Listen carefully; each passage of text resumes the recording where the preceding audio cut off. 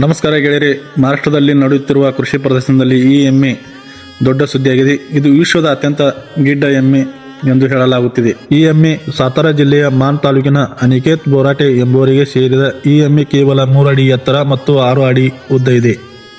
ಇದು ಮುರ್ರಾ ತಳಿಯ ಎಮ್ಮೆಗೆ ಜನಿಸಿದ ಮರಿಯಾಗಿದ್ದು, ಇದರ ಸಣ್ಣ ಗಾತ್ರವೇ ಎಲ್ಲರ ಕುತೂಹಲಕ್ಕೆ ಕಾರಣವಾಗಿದೆ.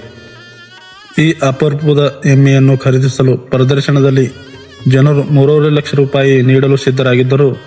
ಆದರೆ ಎಷ್ಟೇ ಹಣ ಕೊಟ್ಟರೂ ಈ ರಾಧಾಳನ್ನು ಮಾರಾಟ ಮಾಡುವುದಿಲ್ಲ ಎಂದು ಅದರ ಮಾಲೀಕರು ತಿಳಿಸಿದ್ದಾರೆ. ಈ ರಾಧಾಳನ ಎತ್ತರ 3 ಅಡಿ, ವಯಸ್ಸು 3 ವರ್ಷ. ಈ ಎಮ್ಮೆಯ ಗಾತ್ರ 290 ಕಿಲೋ.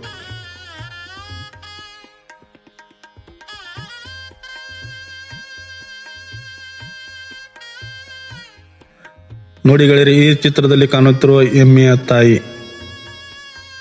ಗೆಳೆಯರಿ, ಈ ಎಮ್ಮೆಯ ಬಗ್ಗೆ ನಿಮ್ಮ ಅನಿಸಿಕೆಗಳನ್ನು ನಮಗೆ ತಿಳಿಸಿ. ಈ ವಿಡಿಯೋನು ಇಷ್ಟವಾದರೆ ಲೈಕ್ ಮಾಡಿ ಮತ್ತು ಫಾಲೋ ಮಾಡಿ ಮತ್ತು ಶೇರ್ ಮಾಡಿ.